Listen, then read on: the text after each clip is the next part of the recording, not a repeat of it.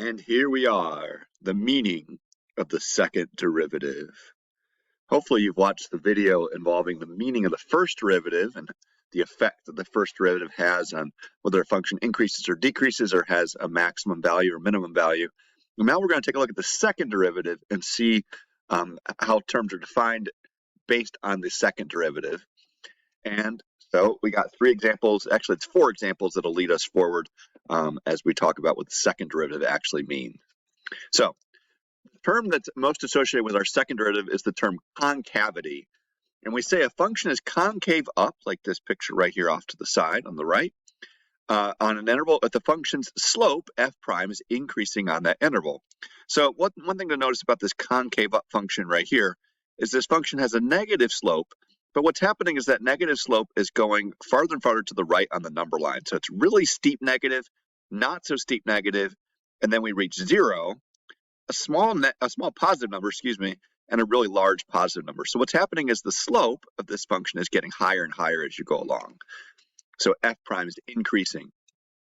This function is called concave down on an interval if the function's slope is decreasing. So this little portion right here to the left of x cubed to the left of 0 is a concave down portion of this function. All right, and in this case, we notice that our function is really steep positive, but it's getting less and less steep as you go along. It gets closer to 0. So the slope, if we were to draw tangent lines, actually decreases as we go along. A function has a point of inflection if the function changes concavity at that point.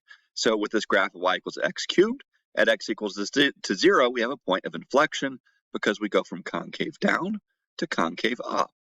All right.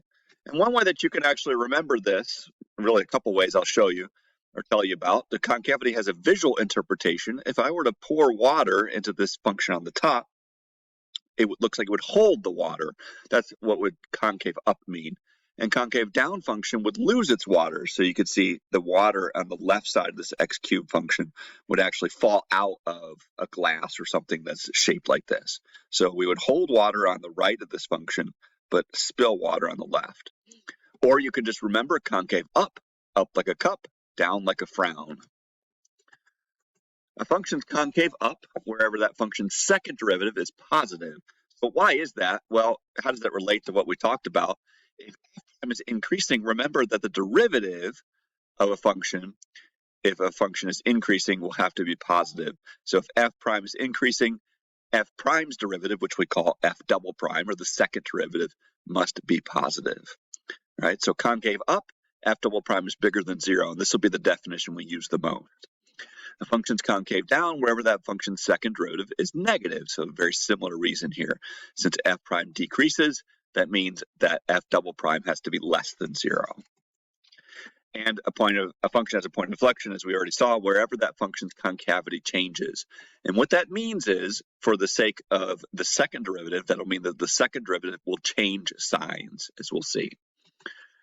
So here's an example. Suppose f of x is equal to x to the fourth minus 4x cubed plus 4x squared. Find where f is concave up and concave down by finding the second derivative. So first of all, we need to find the second derivative. I skip a couple of steps here because this is just power rule. You apply it twice, and you get f double prime is 12x squared minus 24x plus 8. In order to find out what's going on, just like when we had our first derivative and wanted to find where the function increased or decreased, we need to find where the second derivative is either 0 or undefined. Well, this is a polynomial. It's not undefined anywhere. But the second derivative could be 0, so we set this second derivative equal to 0. And one thing that we can do is factor out a 4, and we get 0 is equal to 4 times 3x squared minus 6x plus 2. And then this does not factor easily. However, there's something that we can always use to factor a quadratic, and that's our friend, the quadratic formula. So we get x is equal to 1 plus or minus the square root of 3 over 3 when we work out the quadratic formula. So 2 potential critical points of our first derivative, which we'll put on our sign test. We put our points in our sign test, and what we want to test here is f double prime, all right, because we want to see whether or not the second derivative is either positive or negative, and that'll tell us whether our function is concave up or concave down. So from this, we can say, all right, let me go back a slide here. But we want to say, okay, what's a number that's less than 1 minus square root of 3 over 3? Well, how in the world do you do that without a calculator? Square root of 3 over 3 is a number that's less than 1. All right, so when we do 1 minus a number that's a little bit less than 1, all right, we got lots to choose from. We can choose a negative number or something like that. And when we do that, we plug in a negative number into our second derivative. All right, we're going to get a large positive number here when we square it, a not so large positive number here, and then plus 8. And so we get a positive number on the far left. A number between 1 minus square root of 3 over 3 and 1 plus square root of 3 over 3. Well, this is where logic comes in. All right, if we subtract square root of 3 over 3 and add square root of 3 over 3, the number right in the middle is 1. So why don't we test 1 right in the middle here? So we can say x equal to 1. All right, you plug that in and you end up getting a negative number there. Now, another thing that you could do, yes, you can test all these numbers. That's great. That's kind of your default mode. But another thing that you can do is you can say, well, this is a quadratic function, and it's a quadratic function with a positive leading coefficient. So that means it's going to open up. So you're going to have positive end behavior on both sides. So you get a positive, positive. And then remember we talked about what happens when we have a root with multiplicity of an even number versus an odd number. Well, these roots only happen once, okay, because you get a 1 minus square root of 3 over 3, 1 plus square root of 3 over 3, and it's a quadratic. So it's going to be negative in between. So how does this all matter? Well, the function is then concave up whenever f double prime is positive. So that would be negative infinity to 1 minus square root of 3 over 3. So we got to make sure we read our sign test and interpret it. And we also get 1 plus square root of 3 over 3 to infinity. Concave down when f double prime is less than 0. It's between 1 minus square root of 3 over 3 and 1 plus square root of 3 over 3. And then 2 points of inflection whenever f double prime changes signs. It's important that changes signs. You have to have a change in concavity. And that would be at 1 plus or minus the square root of 3 over 3. So 2 points of inflection. So here's the graph right here. You'll notice I didn't actually mark this, but we said 1 minus square root of 3 over 3. It's going to be a number between 0 and 1. And 1 plus square root of 3 over 3 is going to be a number between 1 and 2. And we can see from this graph, we're concave up. It looks like we're holding water all the way up to this little point right in here, where it looks like we flipped the glass over in between 1 minus square root of 3 over 3 and 1 plus square root of 3 over 3. All right, and then concave up after that. Suppose f of x equal to x to the 5/3 minus 5x to the 2/3. Same thing, find concave up, concave down by finding the second derivative. All right, so go through. In order to find the second derivative, I need to find the first one. So power rule comes in play, and we get the first derivative as 5/3 x to the 2/3 minus 10/3 x to the negative 1/3. The second derivative will be 10/9 x to the negative 1/3. So I'll power rule plus 10/9 x to the negative 4/3. Okay, once we have that second derivative, we want to figure out where that second derivative is either equal to 0 or is undefined. All right, and this is a little tricky. You got to think about this a little bit. Now, when you factor, usually you factor the lowest common factor, right? So in this case, what we're going to do is we're going to factor out x to the negative 4/3. And the reason is because that's the lowest power that's in common between these. And also going to factor out a 10/9 because we see that in both spots. So I end up with a 10/9 x to the negative 4/3. Now, what does that leave? Well, x to the negative 1/3 is 1 power higher than x to the negative 4/3. If we add 1 to negative 4/3, we get negative 1/3. So we're left with an x here, and of course we're left with a 1 here because we factored out everything. So it's a nice easy way to actually factor out everything here. So where's the derivative, second derivative, 0 or undefined? Well, hopefully you can see that negative 1 is certainly one of those cases. But there's another sneaky one right here, and that's x is equal to 0. Well, why is that? Well, x to the negative 4/3 is 1 over x to the 4/3. And in this case, if you make your denominator equal to 0, that's what the negative power does, you're going to have a problem. Okay, step 3, you'll have to excuse me, but I got the sign test wrong on here the first time. But basically what we need to do in order to test our concavity, we put our points, -1 and 0, on our sign test and make our judgments. So we need to test a number that's less than -1. Let's say like -2. Well, 10/9 times -2 to the negative 4/3. The thing to realize here is all that's going on is we're taking the cube root of -2 and raising it to the 4th power and then finding the reciprocal. Well, -2 raised to the 4th power is going to give us a positive number here. When I plug in -2 here, I get a negative number here. So I get a negative altogether between, or less than -1. Between -1 and 0, all right, like negative 0.5, all right, I'm still going to get a positive here, but now I get a positive here. So I get a positive altogether. and a number bigger than 0 is like 30, all right, I'm going to end up with a positive as well. What are our conclusions? Well, f is concave up when f double prime is bigger than 0. That's in between -1 and 0 to infinity. Concave down when f double prime is less than 0. That's between -infinity and -1. And then points of inflection at -1 and 0. Right, and we can see this on the graph.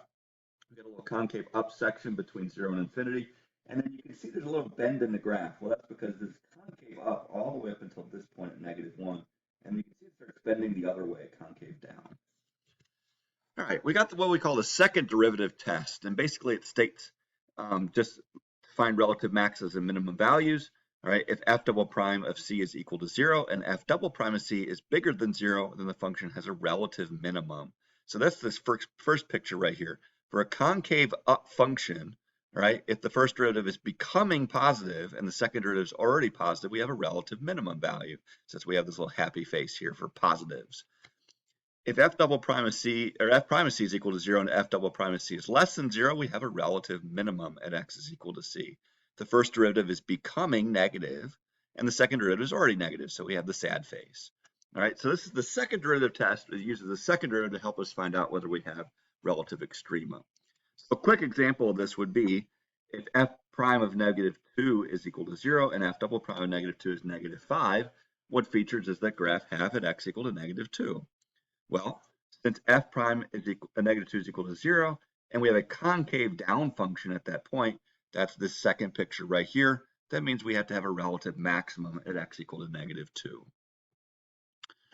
All right, here's another example where we might have to work through this. So suppose f of x equals x squared times e to the x. Use the second derivative test to find any relative extrema. Well, first of all, we need to find where f prime of x is equal to 0, and these will be our only critical points. So I use the product rule, x squared times e to the x, to find my derivative, which is x squared plus 2x, in parentheses, times e to the x, and gives us two critical points at x equals 0 and at -2. So now we look at f double prime of x, which I use the product rule to find that it's x squared plus 4x plus 2 times e to the x. And now if I plug in my critical points at 0, right, I get a value that's positive. And if I plug in -2, I'm going to get a value that's negative. So we have f prime equal to 0 at both of these points. F double prime at 0 is a positive number, so we have a concave up function and a relative minimum, and a relative maximum wherever the second derivative is negative, right? And that's at x equals -2 because we found the second derivative is negative. So second derivative test is very useful for another way to find out relative extrema. Our last little reminder, tangent lines and concavity. We also notice that tangent lines for a concave up function are always below the function, as we see right here on the left, and under approximate our value. For concave down functions, tangent lines are always above the function and over approximate, right? And that's because for a concave down function, the slope is decreasing, but the slope of the tangent line doesn't do anything, it stays steady. And same for concave up, the slope is increasing. Right, so just our final example here. So suppose f of x equals x to the 7th minus 13x plus 10. Find a tangent line and state whether we have an over or under approximation near this point at x equals to 1. So just as a quick little reminder, to find a tangent line, we need a point and a slope. So I plug 1 into the function. I get f of 1 equals -2. And I take the derivative 7x to the 6 minus 13 and plug in 1 and get -6. So our tangent line is y equals -2 minus 6 times x minus 1, or y equals -6x plus 4. So near this point, we can use concavity to help determine whether we have an over or under approximation. Second derivative is 42x to the 5th. When I plug in 1, I get something that's bigger than 0. So concave up means an under approximation. Wow, we've done a lot. Second derivative gives us information about concavity of the function. Function's concave up if slope is increasing, or f double prime is bigger than 0. Concave down if slope is decreasing, f double prime is less than 0.